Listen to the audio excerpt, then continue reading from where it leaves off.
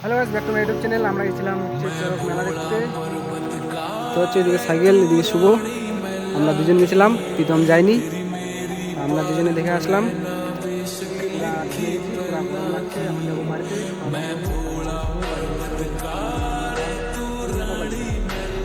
বাড়ি যাবো।